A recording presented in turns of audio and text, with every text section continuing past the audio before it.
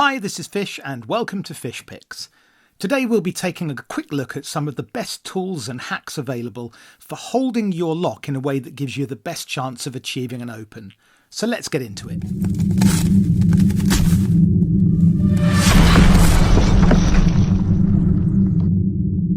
One of the things I love about locks is that they come in so many different shapes and sizes, and while this variety is wonderful, it can sometimes present challenges when it comes to picking.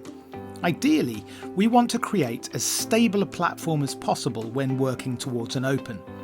There's nothing wrong with picking in the hand, and many of the padlocks in our collections have dimensions such that the lock body fits comfortably in the palm, but this isn't always the case. Some locks might be too small to be held in this way, whilst others, such as the cylinder and euro designs, can be awkward, resulting in less accurate manipulation of the pin stacks and hand fatigue. The most common solution to this problem is the use of a vise. There are a whole host of different models available at various price points, but after a little research, I chose to pick up the Vise Model 381, which cost me just a little shy of £90, which was certainly an investment, but I've been really pleased with how it performs.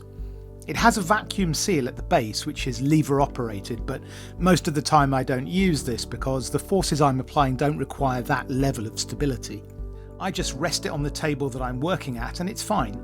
It weighs in at about 1.3 kilograms, just shy of £3, and has a tilt, turn and rotate function, which makes it versatile but also handy when I'm looking to film to get a decent camera angle while still allowing me to pick in a comfortable position.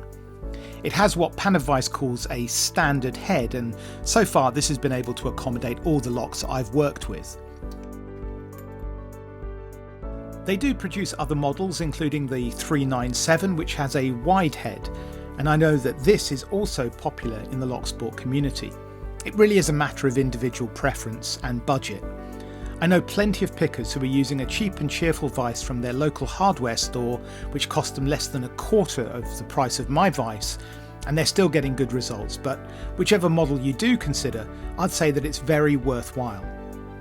I've mentioned on previous episodes that an additional advantage of working in a vise is that the metal casing can sometimes serve as an amplifier for feedback. Or to be more accurate, the vise removes the dampening effect that the soft flesh of the hand can have, absorbing as it does some of the auditory and kinesthetic signals coming from the pin stacks. There are times though when using the vise isn't practical. You might want to be getting a sneaky picking session into a lunch break at work, or on your commute, or while watching TV. So what are our options then? Well, there are a few commercially available solutions out there. Sparrows, for example, just released the Scepter, which is designed to provide both a carrying tube for picks and tensioning wrenches, as well as a threaded end piece which can house most cylinder lock bodies. At $30, I think it's good value and it certainly has great aesthetics, but it does only address one kind of lock design, and so it's necessarily limited. Then there are 3D printed moulds available on eBay and other sites which are made to house most types of Euro designs, but again, they're model specific, so you'd need several if you, like most lock pickers, are choosing to work with a whole range of different lock types. 3D Locksport also offer their universal lock holder, which has an outer frame designed to accommodate 10 different inserts, which can then be purchased separately. Again, this is an innovative design, but the base unit's $50, and then each insert's an additional $8, so you'd be looking at $130 for the full set. Now, given the manufacturing cost, this is an entirely reasonable price point, I think, but it's not cheap, and it's also not really as portable as I would like for my purposes. But I have come across a solution that has more versatility than those I've already mentioned, is priced competitively, and can fit in your pocket. And it's this, the Small Rig Super Clamp with ball head camera mount. As the name suggests, this is designed to hold a camera so that it can be clamped in place to a range of different accessories. It's well made, opens all the way up to 54mm or 2.3 inches, and comes in at a bargain at £15 on Amazon currently, which is where I bought mine. While the ball head can be unscrewed and removed, I actually find it's quite comfortable in the hand with this attachment, and it's this tool that's become my go-to portable vise.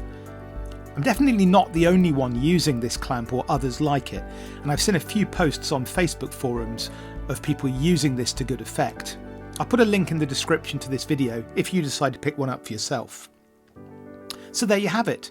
These are the two tools I'm using to stabilise my picking experience. If you have any of your own recommendations, then please do leave a comment in the chat. Please also remember to like and subscribe if you haven't done so already, and until next time, take good care.